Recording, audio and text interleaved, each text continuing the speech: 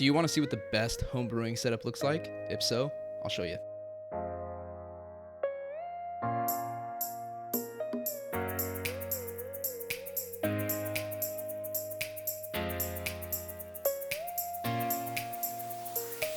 First off, this isn't paid for or sponsored in any way. I paid for all this equipment with my own money. Secondly, this is my personal opinion, so take that with what you will. And without further ado, let's check out the equipment. What does the best home brewing setup look like to me? To me, there's gonna be a few key aspects of the best home brewing setup. My top 5 would be a 3-vessel system so that you can fly sparge, 2 pumps, mash temperature control, and I'll break into that later, efficiency in the mash and in the boil kettle, and complete fermentation control. Let's break into the categories of equipment. First off is your hot liquor tank or your HLT. What does that need to look like? Depending on the batch size that you brew, preferably stainless steel. That's going to be the best material for brewing for chemical cleaning and durability. 2 would be the fact that it has volume etching marks. Now that could be done DIY or depending on what you use for your hot liquor tank would come with the hot liquor tank. And 3, ideally it would drain fully. So let's break into the mash tun. Again, a bottom draining mash tun is going to give you the best yield as far as an efficiency from a brew house standpoint. You're not going to let any of the wort slip by and it's going to make its way into the kettle.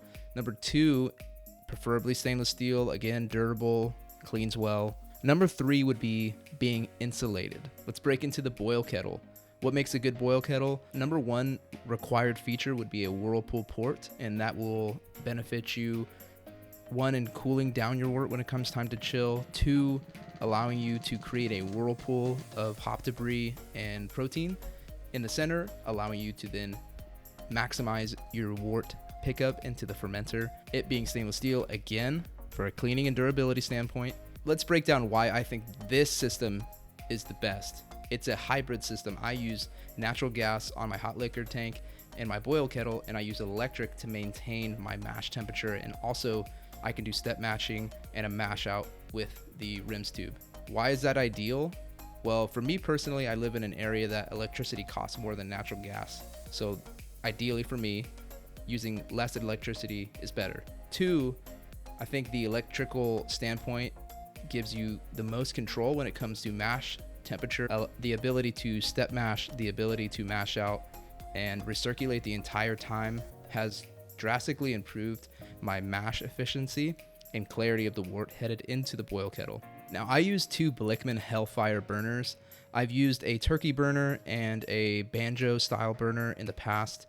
The banjo style burner are pretty similar to the Hellfire, and I think that would be a second best if you didn't want to spend the money on the Hellfire, though the heat shield on the Hellfire, the ability to tune the Hellfire is superior than most burners I've used in the past. Not to say it's the best one, but that's what I use. They boil up to 20 gallons without any problem, and you can get to boil in a very fast time. Now, using 2 pumps for a 3-vessel system, at least that is not gravity fed, is a requirement if you're looking to fly sparge, which I think is the best method.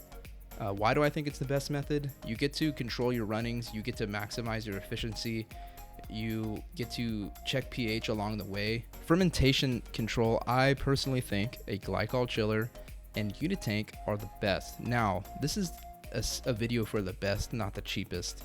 And the word best is very personal because best for me might not be best for you, though I think the Unitank, other than the time commitment it takes for cleaning and setup and all that, it is ideal for me to try and make the best possible beer I can.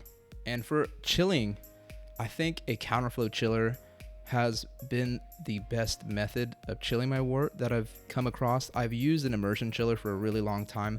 The only real gripe I have with the immersion chiller is, 1, on bigger volumes, it doesn't really work as efficiently as it would on, say, a 5-gallon batch or less. And 2, it doesn't allow for a really good whirlpool to get that nice tight cone to then be able to pick up as much wort as possible in the kettle that is sent to the fermenter. Now, what's the con with the counterflow chiller? They use a lot more water. And with the immersion chiller, I would knock it down to about 100 degrees and then recirculate with the ice bath water, which you could in theory do with the counterflow chiller. Though with the ability of the glycol chiller and the unitank, I basically just do a single pass through the counterflow chiller straight into the fermenter, and then wherever I want to bring my pitching temps down to, I could set the controller on the glycol chiller and it does all the work for me. So I'm using less water. It's very effective.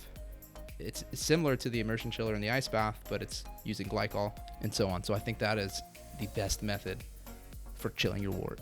Now, all of this is very suggestive to what the word best means to you.